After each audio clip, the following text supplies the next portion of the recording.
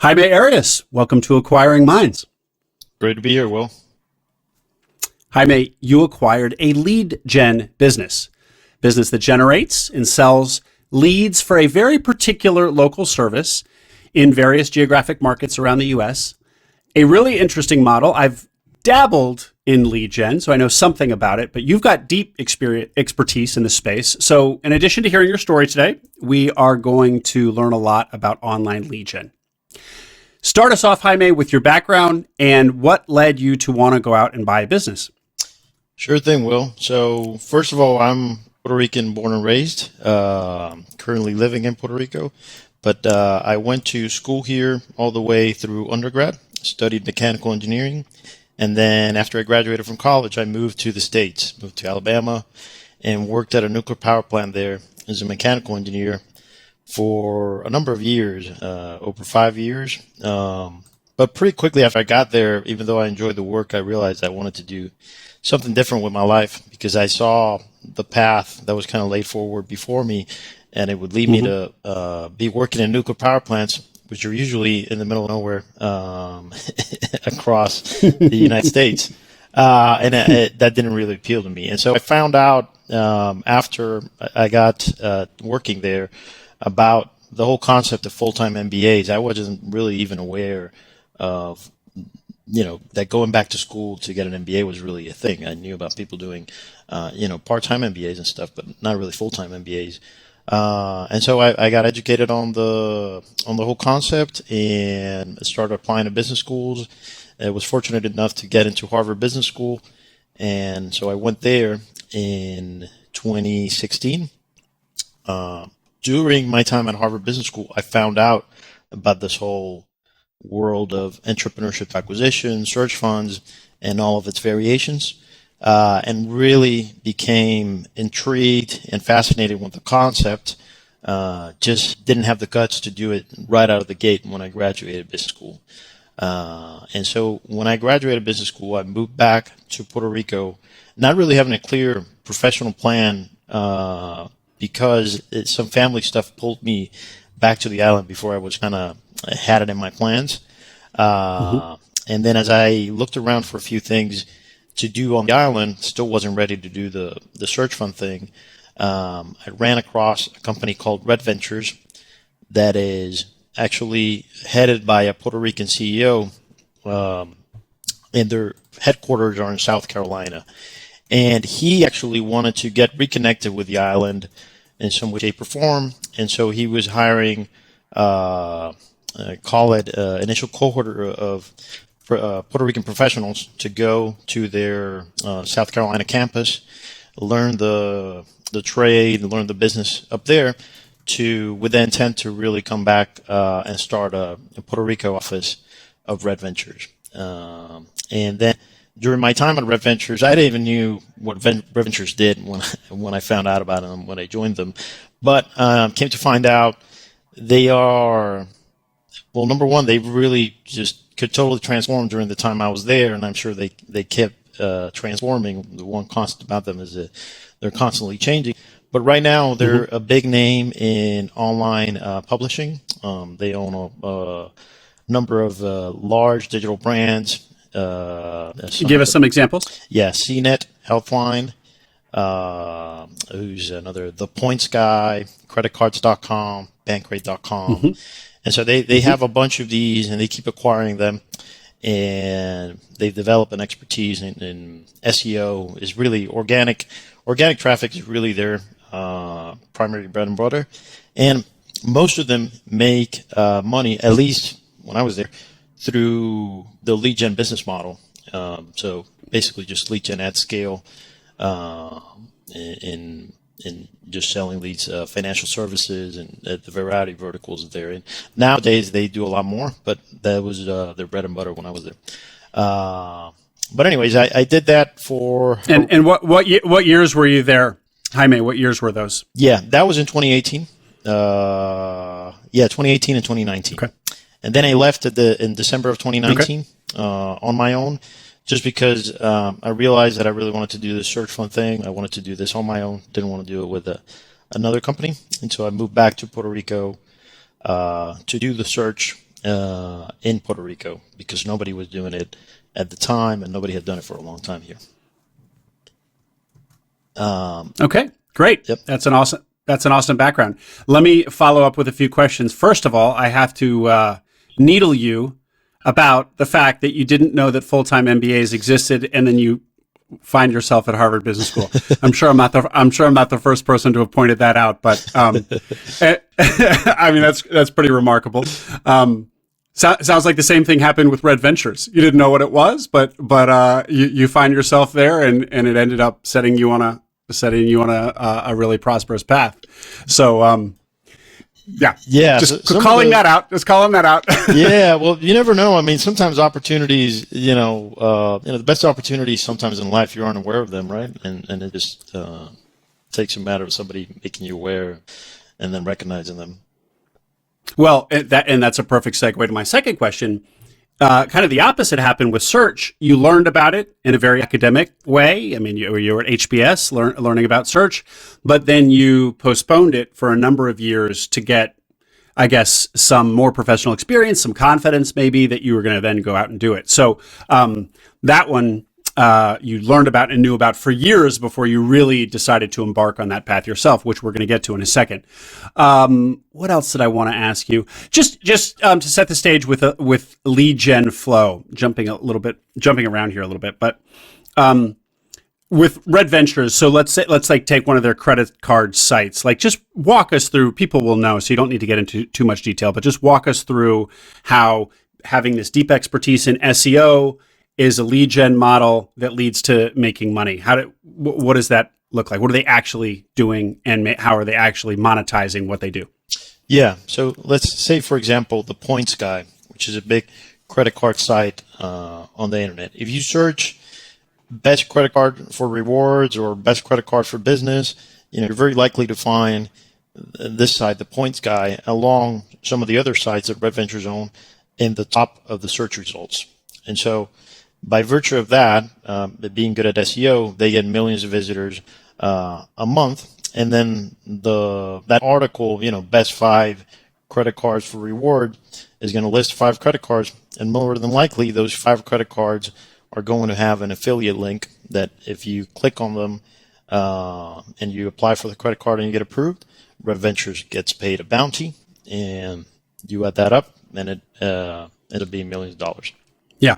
And their credit card applications is kind of the best example, because credit card companies pay so much per lead, because a new credit card customer is very valuable. So one way to think about lead gen is like the service that the consumer is looking for, how valuable it is, and in spaces where that is of high value, then you're going to see a lot of lead gen activity there, because there's more money there. Exactly. Cool. Great. And so when you left Red Ventures to go do something on your own, to do a search, you had decided you were going to do a search. Did you think that you wanted to buy a lead gen site or something digital, or were you open to anything? What were the parameters of your search? Yeah, no, I actually was not going to buy a lead gen site because for a number of reasons. Number one, I had a non-compete with Red Ventures, and that lasted a year, and so I was kind of very nervous about that. I didn't want to get into a competing space, particularly the space which I knew, which was financial services, because that was the space that I worked in during my time at Red Ventures. I was afraid of anything coming up there, and so I decided to just go completely different and do just a local business search in Puerto Rico for a number of reasons. Number one, because nobody had done it for a while in Puerto Rico. I mean, nowadays we see Puerto Rico on the news all the time, and there's all kinds of business press about it. But back in 2019, all the press around Puerto Rico was still very negative, and everybody was still very bearish on the island itself. And so I thought that there was a lot of opportunity there. I still think there's a bunch of opportunity here, and I probably would have kept on that path had COVID not happened and the lockdowns ensued, which brought about a whole bunch of uncertainty into the whole business climate. I mean, it's hard to kind of put ourselves back in those shoes back in March of 2020. but nobody really knew that this was like the start of another depression, or this was going to be like a 2 week thing, or there was a whole bunch of uncertainty around what was going to happen. Sure. And then it also killed my funnel because I was doing a lot of networking, coffee chats, and over here we had pretty strict lockdowns for a very long time, which affected all that. And so during that time, I started saying, well, it kind of, I'm kind of not doing anything here. Let me start looking at some online businesses at least to keep my funnel going and do some stuff. And as I got more into it, eventually started getting close to the year after I had left Red Ventures. So I figured, well, non-compete is a moot point at this point anyways. And then I just started going deeper into it. Okay. And when you say that nobody had done a search in Puerto Rico for a while, I assume you're talking about kind of from the big name business schools, kind of an official capital S search tradition, maybe a traditional search fund or something, because, there's a lot of people buying businesses always under the radar, but I assume you're talking about kind of one of these kind of well publicized, known within the academics, the search academia, one of those types of searches. Yeah, you're exactly right, and I think that's sometimes a misnomer that we searchers get into. That if nobody that's kind of in this inner circle of searching as a name brand, then doesn't get counted in any of these statistics and such. Right. But yeah, actually, and after I've kind of been in the community here for a while, I've actually run across even people from kind of name brand business schools. I ran across a Mexican guy that bought a distributor here a couple years ago, but he wasn't in any of the networks or anything, so just nobody knew about him. Yeah, totally. Okay, and so tell me about the type of search you were doing, self-funded. You and I on the pre-call talked a little bit about, you kind of chose self-funded because of your training at Harvard Business School, which is kind of heavily lean self-funded. Talk to me about your decision to go self-funded versus traditional, doing a traditional search fund. Sure. So I decided to do a self-funded search, primarily being heavily influenced by Rick and Royce, who teach the Harvard Business School course on entrepreneurship through acquisition. And I really was just very intrigued by the concept. I think also I'm naturally somewhat risk averse when it comes to these businesses. And I think this self-funded model lends itself a little bit more to somewhat risk averse, because it generally the businesses that self-funded searchers are going after are lower growth, more stable, and the model is more about paying down debt and keeping things steady. Some growth on top, kind of for gravy, but not really these kind of high growth, almost VC esque roll-ups and things that the funded searchers get into. So that was one of the things that drove me there in the first place. Number two was control and autonomy. And I know some funded searchers that actually feel like they have a good degree of autonomy. And I actually am good friends with a fund that invests mostly in funded searchers here on the island. And so I interact with funded searchers and the funded search ecosystem a good amount. But I just decided that for my personal reasons, I prefer to do it for the autonomy. Also because I was focused on Puerto Rico, I thought that maybe there were opportunities that were very small for a funded search. And so that's why I ended up going self-funded. I was going to say about a traditional search fund are notoriously supposed to be, at least in theory, geographically agnostic, or at least the regions in which you look are supposed to be quite broad, supposed to be willing to move somewhere. So if somebody's looking just in Puerto Rico and they've got kind of a thesis around Puerto Rico, that's the opposite of geographic agnosticism. So, I guess. So frankly, I'm surprised to hear that there is this kind of funded ecosystem there. Are the criteria of these investors not that you have to be you as a Puerto Rican searcher have to be willing to move anywhere? It's for Puerto Rican searchers and buying Puerto Rican companies. Is that what it is? Just curious. Well, they invest mostly in searchers, not really in Puerto Rico. I mean, the thing is, but these two guys, Jose Stella and Pochito, as they're known, they did a traditional search fund in Puerto Rico back in the late 90s. So Oh, one of the first traditional search funds outside of the continental United States to come out of the Stanford model and all that.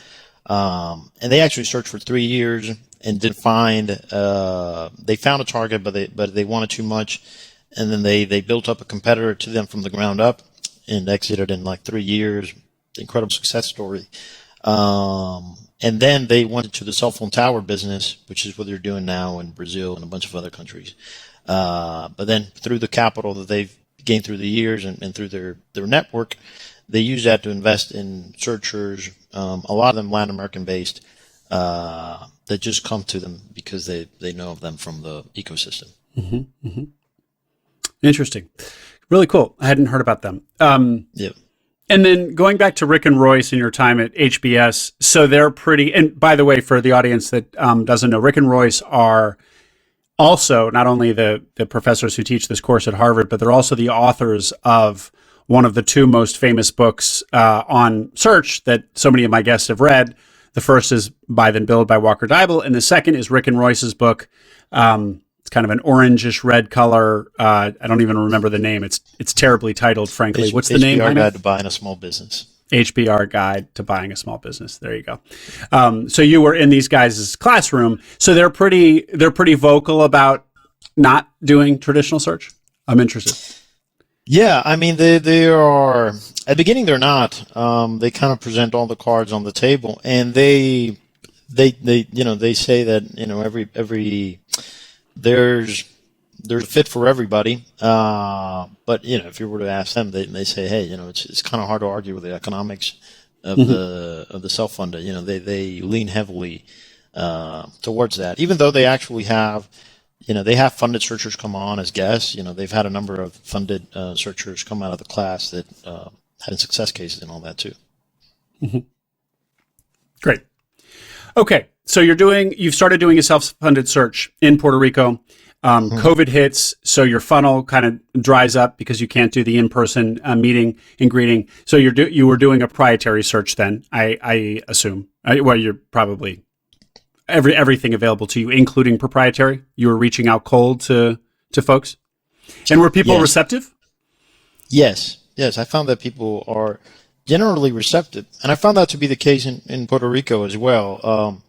I mean, it ends up being a question of how, with all this cold outreach, it's a question of how much you customize it, how much, what's the point of diminishing returns in terms of the customization. But if you customize something enough, you're bound to get a 50 to 70% response rate.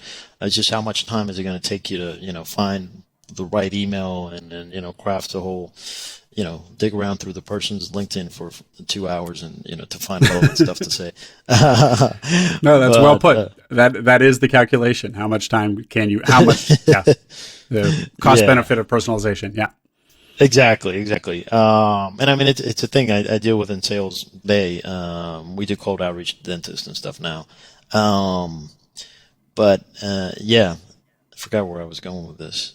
Just how the proprietary outreach was going, but you answered it. So your kind of funnel starts drying up. It's COVID, tons of uncertainty. You're getting toward the end of your non-compete with Red Ventures. Digital. Presumably you like digital, so you turn your attention to digital. How so? Do you? What marketplaces are you looking at? Yeah, so before actually going full steam on the digital search, when I was still kind of halfway Puerto Rico, halfway digital, I bought a couple of small sites on Flippa, and I got burned on a couple of them. I bought a total of 3. Well, I got burned on 2 of them, and then one of them actually turned out to be a really good buy, and so I just became excited about the whole space. Understood kind of. I felt like I understood where some of the pitfalls were when I was buying the other ones, and so that built up a little bit of confidence in me to say, hey, let's go out and look at this space more seriously. And I came through, I realized a couple of really interesting things. Number one is, nowadays the internet has been around for like what, almost 30 years? Yeah. Coming up. Commercialized. Yeah. Yeah, exactly. And so for at least, and let's say that for the first 10 years, nobody was really making much money on the internet, except maybe online casinos and, some select stuff. But for the last 20 years, at least, the internet, a lot of people have been making money on the internet. And what's amazing to me is that some of these money-making sites and businesses are still around in pretty much their original form than they were 10 or 15 years ago.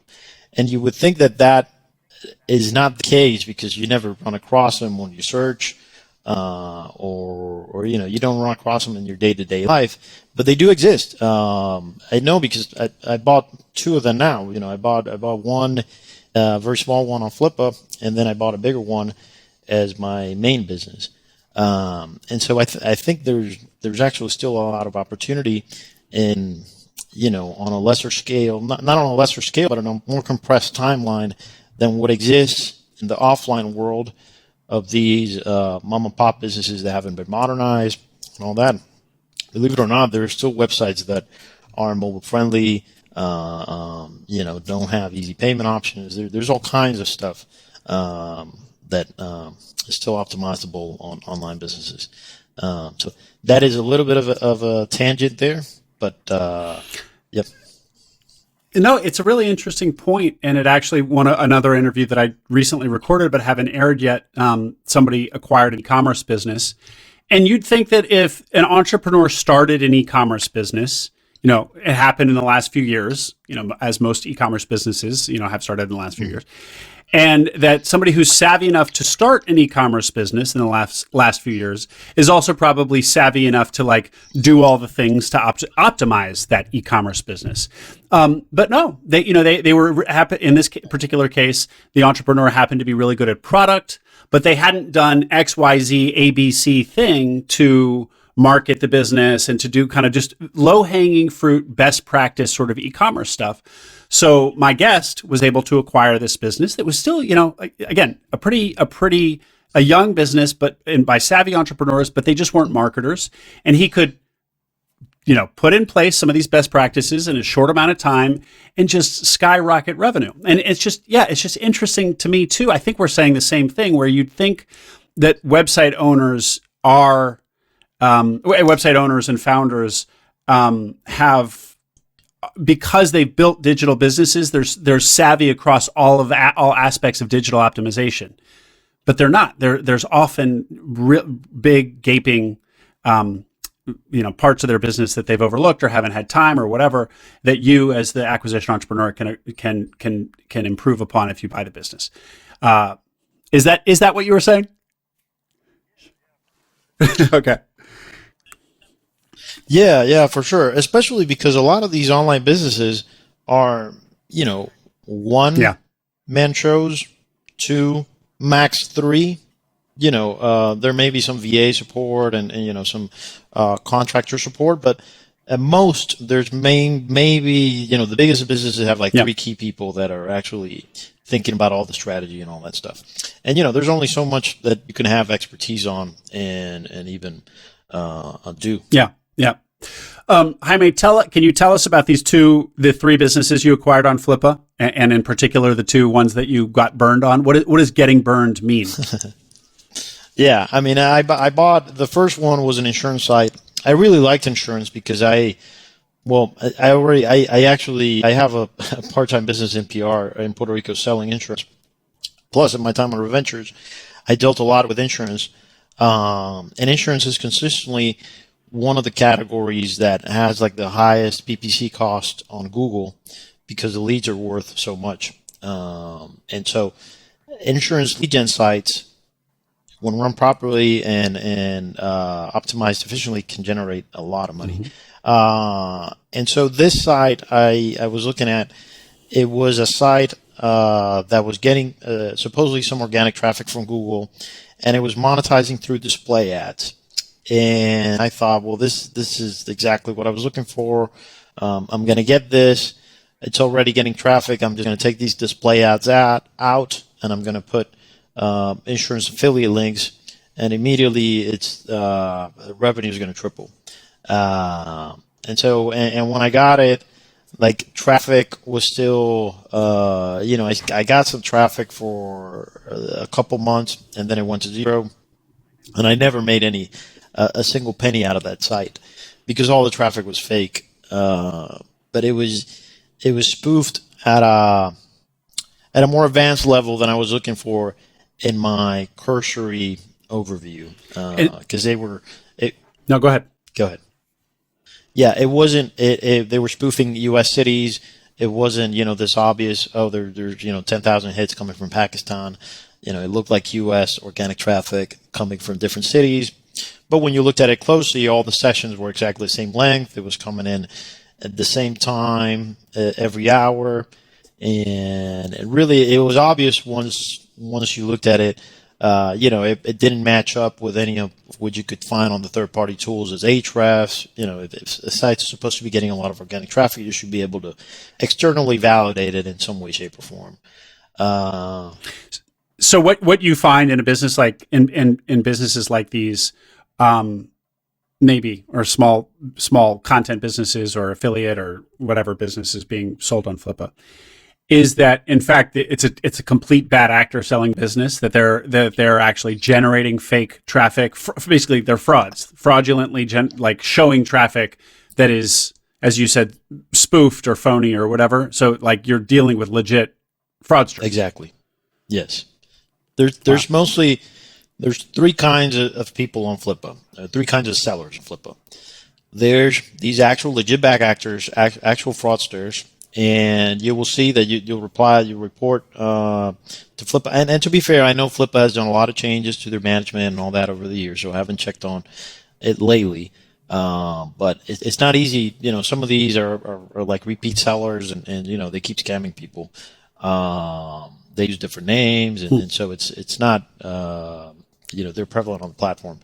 The number twos, the other kind of people are, say, they're not bad actors, but they are professional flippers, and so you may not find the great value. You're not going to find the value buys, because just with like house flipping, if you buy a house from a flipper, it's already had all the quick wins taken out of it. And then number three, which is where I really think the value is, there's actual real people selling their side projects. Which kind of micro-acquire has become famous for nowadays. But there's people selling their side projects there. And I ran across one of them, had the site. This guy had built a course for certified nursing assistants in Florida back in 2008. And he had kept the site up forever, and it was still making him a couple $100 every month. And he just said, I just want to get rid of it. I don't check the support email. I get PayPal disputes because I never reply to anybody. I just want to be done with it. And so I acquired it, and, it was making like $300 a month when I got it. And nowadays, it's consistently making me $1,500. I've been thinking about selling it, but, I'm just keeping it for now. Cool. And how much does a site like that cost? So that one I got for $3,600. So that's 1x basically. It was making that 1x revenue. It ended up being we agreed on 18x. We were doing a monthly multiplier by 1.5, basically yearly revenue. Yep. Yeah. Cool. And so to take it from 300 to $1,500 a month, did you just do? Can you give us a minute on that? Yeah. So it did a couple things. Number one is I just raised the price by like 30%, and nobody dropped off. Number two, I did SEO. I added a whole bunch of Spanish stuff. And number three, I built an email funnel, and everything was paywalled, and I just unlocked some of that content, put it in, and made it into a freedom thing where you get the first few lessons for free with an email opt-in, and then you get, you've got an email sequence that converts people over time. Cool. Really cool. And then give us a minute on the other website that was a fail. Yeah. So I bought a Serbian dating site. Serbian dating site. I love it. Yeah, yeah, that was the most certainly the most eccentric one that I bought. And what I learned there is that there's no good way to verify traffic from social media. And basically, you can go into GA, you can go into Google Analytics, and see that that you're getting Facebook traffic, but you don't know where in Facebook that traffic's coming from. And so unless you get access to the actual Facebook pages and can see the outbound traffic going from inside Facebook, you don't know. And so what happened to me is I bought that site, and then the owner, what I suspect was happening, I could never verify for sure, but he had a bunch of different Facebook pages, and he had other dating sites that, depending on which one he was trying to push, he would push traffic from those Facebook groups. And so once he sold it, he stopped pushing traffic from some of those Facebook groups. And so I still kept the Facebook groups that were tied to the dating side, but those weren't really generating the traffic. Mm-hmm. So it was another instance of like traffic just kind of collapsed after a few months or less. Yeah, yeah. And that one didn't go to zero. That one still, I mean, I still own it actually, and it makes, it still makes some money every month. But yeah. So with the nursing training site, you got a little bit of confidence, and you said, and kind of got excited, and you said, let me maybe take a bigger swing, right? Yes, that's correct. So tell us how you found patients for you. Yeah. So I started doing my proprietary search and the brokerage search, and initially I got really excited about membership sites, because that was what this online nursing site was using to lock the content. And so I went on a site called Built With, and I built a list of all the websites on the internet that were using any of the main WordPress membership plugin. And I started emailing every person on that list, and I came across some really interesting sites. One of them I remember was a golf stats business. They just had this proprietary. It was this one guy who sold statistics actually to the PGA and everybody, because he was just like the number one golf stats guy, and they had this subscription service. And they were looking to sell, but they were looking for some big exit, which didn't really make sense. But anyways, there was a whole bunch of these really interesting businesses that I came across through this proprietary search. But in the meantime, I also set up all my alerts with all the brokers and on Biz Buy Sell. And one day on Biz Buy Sell, on the Biz Buy Sell email, I noticed this dental lead gen business for sale. And that just really caught my eyes, because I always knew that dental was a high money niche. I liked lead gen in general. And I just said, well, it's worth knowing a little bit more about this. And then the fact, as I learned more, I really liked it more. Number one, it had been around since 2008. Which what I found with businesses, when in doubt, go old. That always seems to work. And they had recurring revenue. The average client had been with them for 7 years. No customer concentration, and everything. It kind of ticked all the boxes, and so I decided to move forward with it, and that's where I'm today. And what was your budget? What size of business were you looking for? Yeah, so it went down slowly over time, basically, as I was doing, as I started my search, eventually to when I closed it. So initially, I was looking for businesses in Puerto Rico from 750,000 EBITDA to 1 million EBITDA. After I transitioned to this kind of self-funded sweet spot. Exactly, yeah. And kind of off the record, I was really willing to go down to 500,000 EBITDA, because the economy is just smaller and the businesses are smaller here. Mm-hmm. But then as I moved over to online, I said, well, if I can find a business that I can do, if I can find a deal that I can do on my own with SBA, and I don't have to bring investors in, then I would be willing to just go all the way down to 200,000. So I was really looking for a wide range, anywhere from 200,000 in cash flow to $1 million in EBITDA when I was looking for the online businesses. This agency in particular came in at 150,000, which was below where I was looking to go. But I liked everything about the business, and I decided to pull the trigger on it anyways. Now, when you went from 750 million range, or kind of 500 to a million range, and then you said, okay, well, if I don't bring in investors, I'll let myself go down to 200. I assume when you were at the 750 to a million kind of self-funded sweet spot, it was because of all of the things that we always hear. There needs to be enough meat on the bone to be able to, really invest in the business. That's the big thing. And a larger business like that, with EBITDA like that, is going to be a less risky investment than a business doing a third or a quarter of that EBITDA. Is going to be more fragile. How did you, when you decided to kind of lower your EBITDA bar, how did you rationalize that to yourself? Yes, you wouldn't have to get investors, but still all of those factors would go away. You'd be buying a riskier business and you'd have less to reinvest. So how did you rationalize that? Yeah, the only reason I could get comfortable with it is because it was a space that I knew and I felt good about. If I didn't have the expertise and kind of prerequisite knowledge, I wouldn't have done it in that space.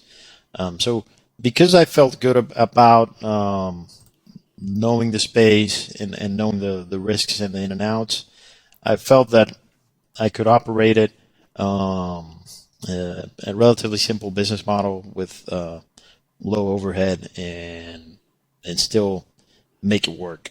In hindsight, I probably would have gone bigger. I maybe would have stuck around a little bit more and waited for a bigger business. But at the end, I think it was still it's still a good buy. And when you say in hindsight, is that because you're finding that it's a little bit the capital that you'd like to be able to reinvest in the business isn't quite there? Yeah. I think basically if you buy a business that kind of barely covers your lifestyle, you have one or two choices to grow it. You can cut back on your lifestyle, and if you buy a business that kind of barely covers your lifestyle, then you're kind of you don't have a whole room to cut there, or you need to find something else to add to the business. I mean, it's always the question, but it's you are kind of on survival. You are stepping. It's almost like you're stepping. Entrepreneurship through acquisition is all about catching the running train. When you buy smaller, you're still catching a running train, but you're catching it it's barely catching on a little steam. And so you still there's a little bit of grind there. Yep. Yep. So tell us more about Patients for You. So it was doing 150K in cash flow, and you've referred to it as a lead gen business, but also an agency. Explain exactly to us what it is, what the model is. Yes. So Patients for You is really a lead gen agency, call it. So our clients are independent dental offices that have anywhere from 1 to 4 locations. And they pay us on either a monthly basis or a per results basis for providing them with patients or patient leads. And we specialize only really in the emergency dental niche. And so, client comes to us, they say, hey, we want 20 new patients a month. And we say, hey, that's going to cost this much. And then we generate leads for them through Google Ads, local SEO, and our own websites. Okay.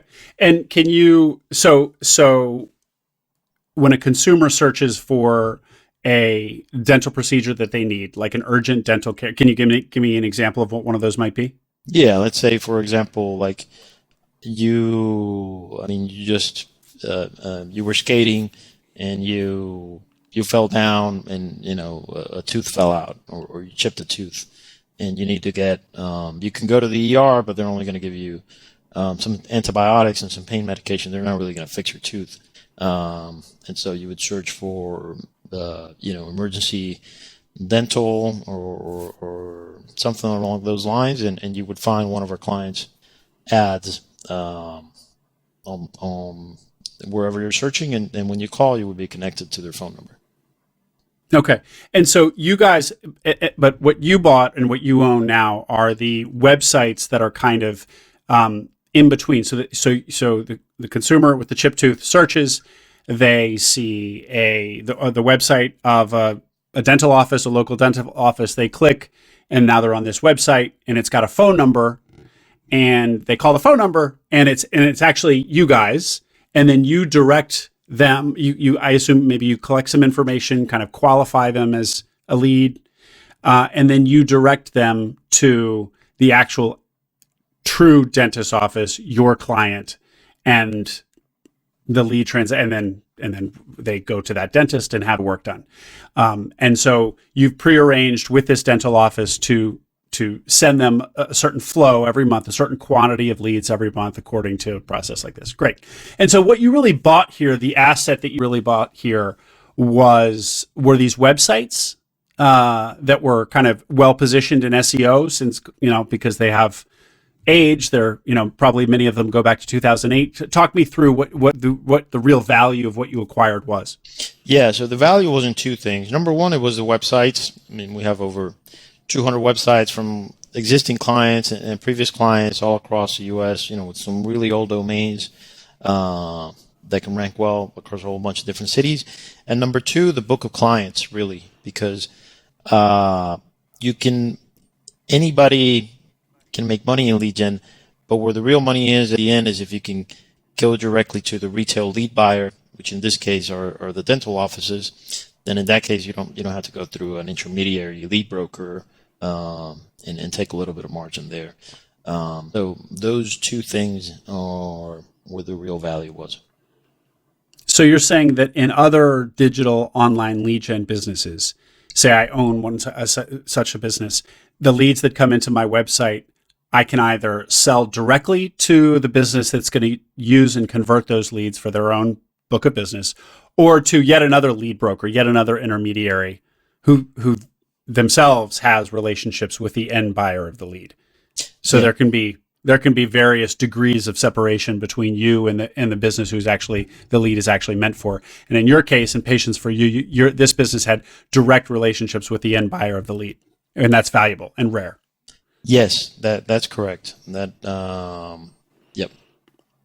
Cool. And the reason it's a recurring revenue business is because you have these contracts with dental offices around these markets in the U.S. That are on a monthly basis, and it's like they pay you whatever, $1,000 a month. Let's say, I don't know what your pricing is, for X number of leads a month in, month out. You bill them $1,000, and it recurs. You have a contract of some kind. Yes, that's correct. Really, really interesting. Okay. And so I'm curious for a business that's doing $150,000 of SDE, how much revenue is it doing? How are margins in an online lead gen business like this? Yeah. So when I bought it, it was really doing like 225, 230 revenue. So it was really highly profitable. Yeah, extremely so. Nowadays we're doing a little bit north of 300 in revenue, and margins have compressed because we're doing a lot more. As we get newer clients, we've added a few clients over the past few months, and with newer clients, we can't get organic traffic as fast, and so we have to run more Google ads, which are just lower margin in general. But yeah, we're kind of probably around there. And so the sources of leads that you deliver to your clients are either SEO, so people are your websites, these 200 websites that you have are ranking organically for certain search terms, or you're actually paying for the traffic, meaning you're paying Google ads, typical pay-per-click kind of campaigns for certain terms, and that's more expensive, obviously, because you're paying per click, but there's still enough arbitrage there to capture leads that way and then turn them around to your clients to make a profit. But you see margin compression in doing that. But it's more reliable, presumably. Yes. And that's actually why, these clients are so hard to find. Number one is you need to find a dental office that's, willing to do this. It's hungry for new patients and such, but also because we are on a pay for performance model, we're highly dependent on their conversion process. So the office has to have an efficient process for getting those leads in the door. And so, over the years, we found that many offices are not a fit. And so the ones that are, we really value those relationships and we try to grow them.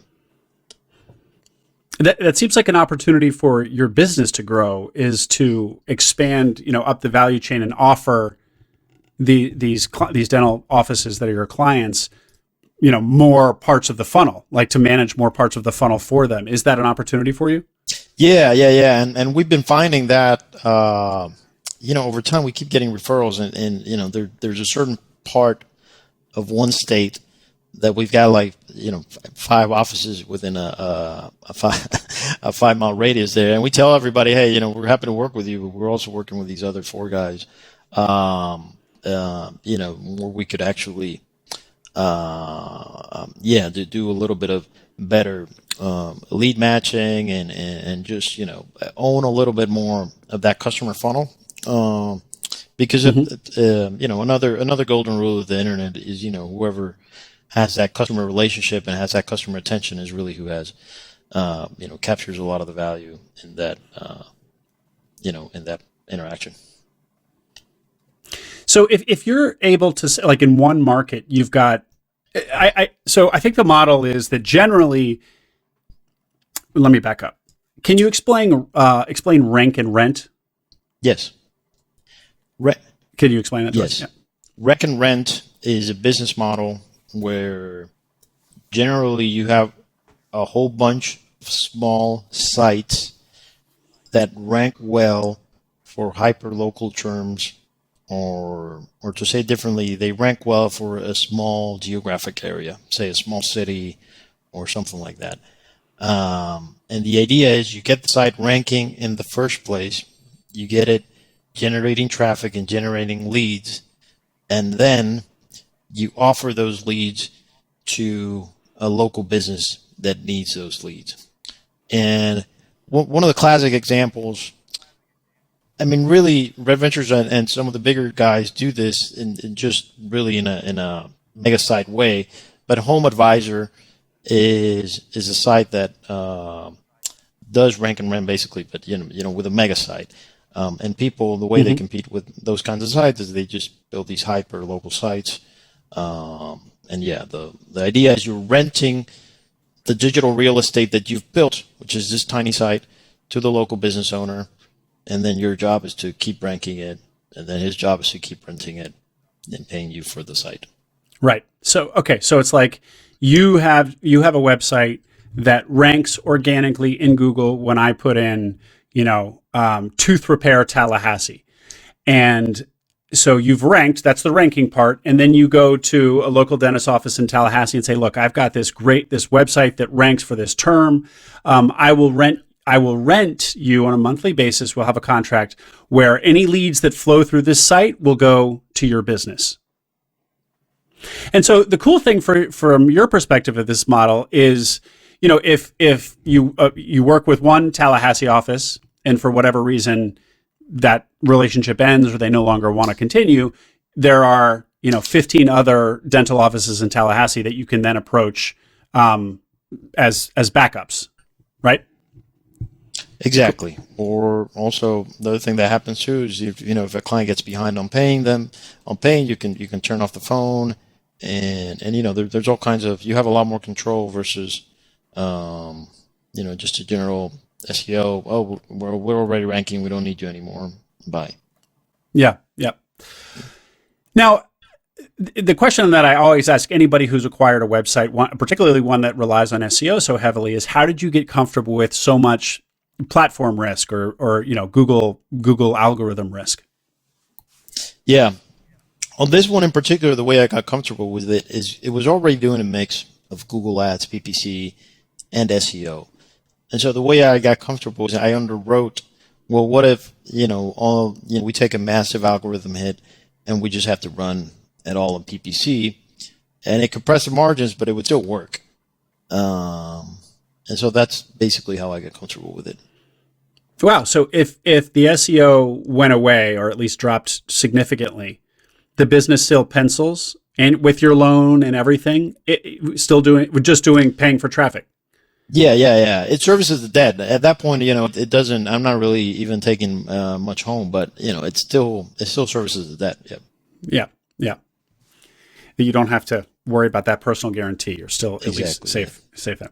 Okay. Speaking of the loan, I don't think I asked you, Jaime, but what did you acquire the business for? And tell me the structure of the deal, if you would. Yeah, so I got it. It was listed for 500. I got it for a little bit below that, and the structure ended up being 10% down, 15% seller note, and then the remainder in an SBA loan. Great. Okay. So it was basically about $50,000 or $45,000 ish down. And the rest with SBA. Yeah, call it 55, 65 with the legal fees and closing costs and all Great. that. Yeah. Okay, and you tell me about just Biz by Sell. We all know, the audience will be very familiar with Biz by Sell, of course, but buying a digital business on Biz by Sell, you don't hear as much. You usually hear Flippa or Microacquire, as you mentioned earlier. But Biz by Sell, I guess, does have some volume of digital businesses. Was this a total fluke, or did you see other interesting digital business opportunities on Biz by Sell from time to time? Yeah, I saw a lot of opportunities on Biz by Sell. I communicated with a lot of brokers there. Basically, all of the brokers list the businesses that they're selling on Biz by Sell as a lead generation for them. So it's a marketing channel for the brokers. So it's a really good way to find out about niche brokers, which in the online space are kind of popping up more and more all the time. So that's how I came across it. I found a lot of interesting. I mean, there's like all kinds of crazy stuff in there. I mean, there's like outright scams or like people selling actual not even businesses, just like business opportunities.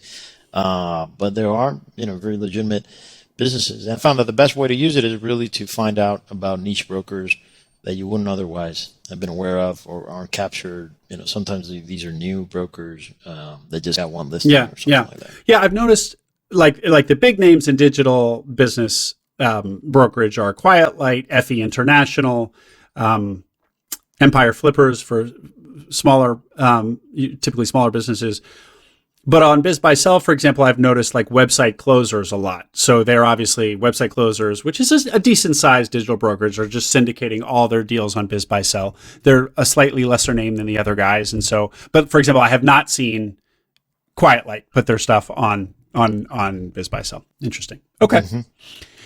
And did you do your own diligence? Were you expert enough in SEO and this whole space to do your own diligence, or did you also work with like a Centurica or somebody? I did work with Centurica, particularly because I wasn't super skilled at PPC. I still am not. I outsource that stuff today. And I also wasn't very savvy on local SEO, which is a whole nother beast from traditional organic SEO. And so I did contact with Centurica, and they helped me out a good amount. Mm-hmm. And is Centurica cost effective for a tiny site like your Serbian dating site or your insurance site, or no? Is it like you need to be doing a more sizable transaction for it to make sense? Yeah, I didn't really even inquire, but basically, I'm sure the answer is going to be no. Those sites, even spending, once you get into the sub 10K, even spending a couple, $500 or something is really going to mess up, or it can influence your thing, and they won't be able to give you that much anyways. at those lower price points, all you're really getting is a lot of these automated reports and such, which you're better off probably just spending that money on, getting the tools like the Ahrefs and such, and doing the dirty work yourself. Yep. Going back to the growth that you've seen since acquisition, Jaime, and you said it's primarily been through increasing your PPC spend, Google Ads. Is that something where the growth that you've seen now, you've hit the ceiling, or could you continue to dump more money in Google Ads and continue to push your top line number higher and higher? Yeah, we still have a little bit of ways to run there. So we still have more expansion with our current clients available. It's not always so cut and dry, because the thing that I've also found that makes it hard to tune that is that we don't exactly know. Basically, we charge, as I mentioned a couple times, we charge for performance. And so we rely on the dentist to tell us at the end of the month how many people showed up. Yeah. And so that is actually really affects the feedback loop of the whole Google Ads optimization, and actually realizing even how profitable we are or not on a particular client, because we spend all this money and then we got to wait, see what the return on that was, and then make the optimizations for that. So that feedback loop is what slows down the growth on that a little bit. But yeah, we still have some growth there, but we're also exploring other niches within the dental space. Like a lot of our clients have always asked us for dental implant and this whole cosmetic patient, and we just haven't been like super excited about it, because it's a lot more competitive and a lot of different dynamics. But our clients keep asking for it, so we're trying to make it work, and we think there's a big market in there. Okay. What's interesting is, like, when you bought the business and you're doing a rank and rent strategy where you have all these websites that are a decade old and they're ranking really well in organic, and that is really kind of this moat that you have. But if you start relying on Google Ads, and then it really does become kind of a lead arbitrage thing where you generate the lead and then you sell it at a profit to the business, to the dental office. So on the one hand, like, yeah, there's a lot of the margin compression, which we've already talked about. But on the other hand, like, it expands dramatically. You can just turn on a new market. Like, you could just go into Tallahassee or go into Sacramento or whatever, because if you're no longer relying on some 10-year-old site that's been ranking, that's ranked in that market to generate your leads, you can just flip a switch and turn on Google Ads.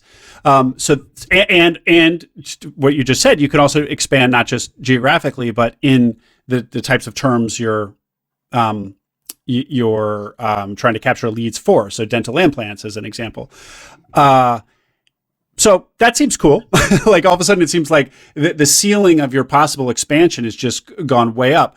On the other hand, like, when you're in the Google Ads game, it would just seem to me that and you have acknowledged that it's competitive, but that it's highly competitive, because so many local service businesses, and this will be really relevant to a lot of listeners, so many local service businesses, are getting all of their leads from Google Ads, and there are marketing agencies that have been for years, doing PPC campaigns for the local plumbers and the local dentist and the local XYZ. It seems like it would be late to be getting into this, into the Google Ads game for local services, whatever that local service it might be. Any reactions to everything I just said? Yeah, I mean, I think the thing about PPC is that it can also be highly market dependent. So there could be some markets where it's just impossible to make it work, because the competitors are just paying so much that, and your client isn't, that lead is, they can't pay that much because it's not worth that much for them. And so if it's not worth that much for them, then there's not even any margin for you to cut off there to get. Exactly. And so that does happen in some markets. And so every market's different. And I think where we don't see Google Ads as the only as the only source. So we have also this rank and rent, right? And so when we land a new client, we see Google Ads. We're also willing to take a loss on the first couple months to get the client some leads. In the meantime, we're always building the organic presence, even as as soon as we land a new client, with the intention over time, we're going to move over more to organic and get healthier margins over time. So I think with Google Ads, there's difficult things. Definitely, the agencies that I've seen, be successful at PPC, they focus on one specific niche or something. But there are markets where it's going to be difficult. But there's still opportunities in other places. And so the game is kind of finding geographic markets and or kind of service markets like dental implants versus whatever tooth replacement that might still have some margin left because they're not yet. It hasn't all been competed away. Yeah. And I mean, there's people. Everybody's spending millions of dollars on Google PPC every day. So, there's still, even if it has gotten more expensive or such over time, it's still profitable for many people. Otherwise, they would cut spend. Right. And so, right. And every day there's people who weren't spending that are actually spending, getting on the platform and all that. So yeah, there are certainly opportunities. I would say. I think, with all these agencies, what I found actually what differentiates the agencies that grow from those that don't isn't really even in their service delivery. It's more in their sales process and actually getting those local businesses in the pipeline and signing contracts. Getting those lead buyers actually. Oh, interesting. So the problem is not that it's too competitive to get these leads. The problem is just getting that local dentist on the phone and explaining to him the value proposition and converting him, and then making sure that his funnel is tight enough that it actually he does something, he works the lead that you deliver to him appropriately and so on. Really 100%. Yes. That's basically that's my main problem. Is just getting new dentists in the pipeline and signing them. Food for thought. Chewing on that. Jaime, so you said earlier that in retrospect, you did $150,000 of SDE is a little low. Maybe in retrospect, you would have gone higher. Any other things about this acquisition that you've learned that you would do differently for the audience out there who might be looking to buy a digital business or a content or a lead gen business? Yeah, I think,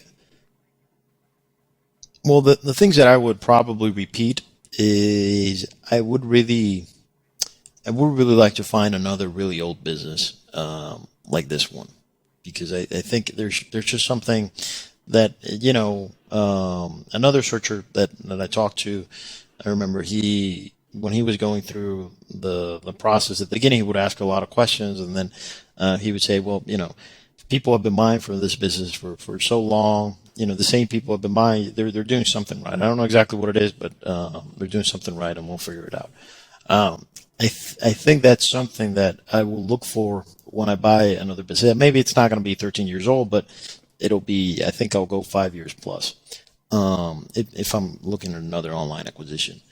In terms of other things that I would have done differently, aside from the size, is I'm trying to think of. Do you still like lead gen as an entire category? I like lead gen, yeah. What do you like so much about lead gen? Well, I like lead gen. The lead gen ends is very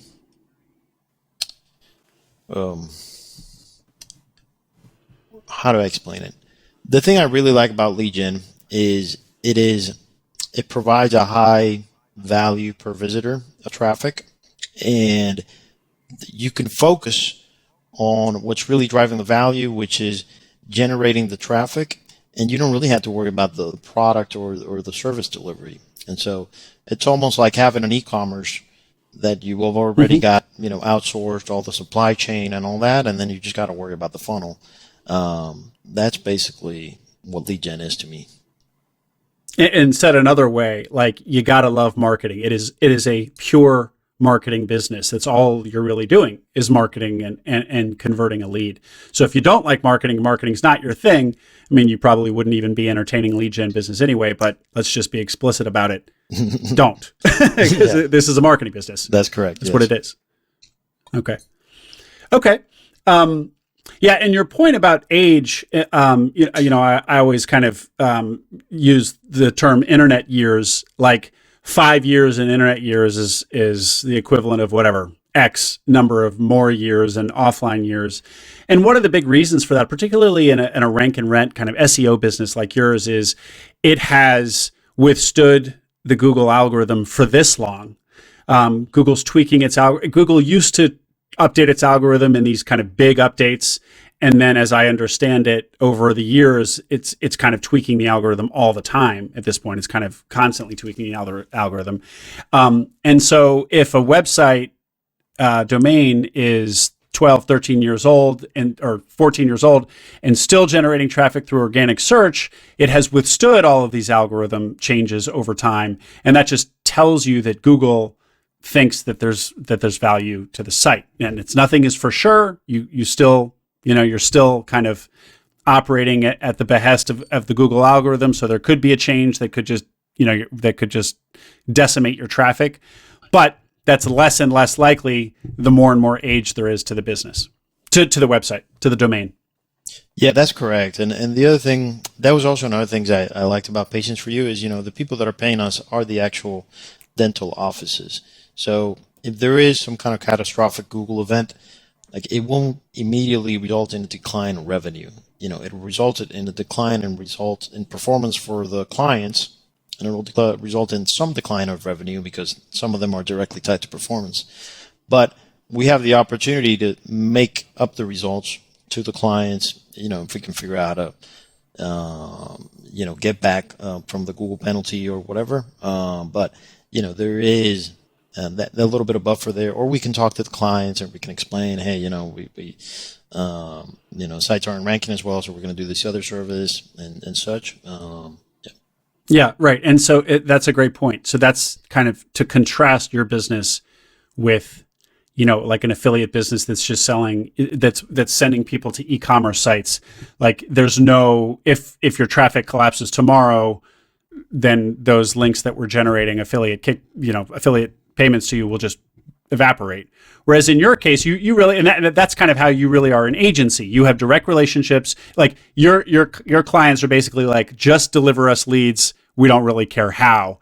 So if something with the Google algorithm that hurt you happened tomorrow, you still have these relationships. They're still going to keep paying you so long as you can figure out some other way to send them clients. So yeah, there's a little bit more buffer there than like a pure affiliate business, for example. Yeah. Mm-hmm. Great. Well, Jaime, if somebody, a listener out there is looking at sites like these or opportunities like these, can they reach out to you directly? Yeah, for sure. You can find me on LinkedIn, or you can go to jaimearias.com. I have all my stuff there too. Oh, great. Yep. Great. I don't think I'd seen that. I'll put your LinkedIn and your personal website link in the show notes. And really cool. This is really interesting to me, Jaime. Thanks for being so transparent about it, sharing everything you know about lead gen, and eager to see what you do with Patients for You. Thanks for having me, Will.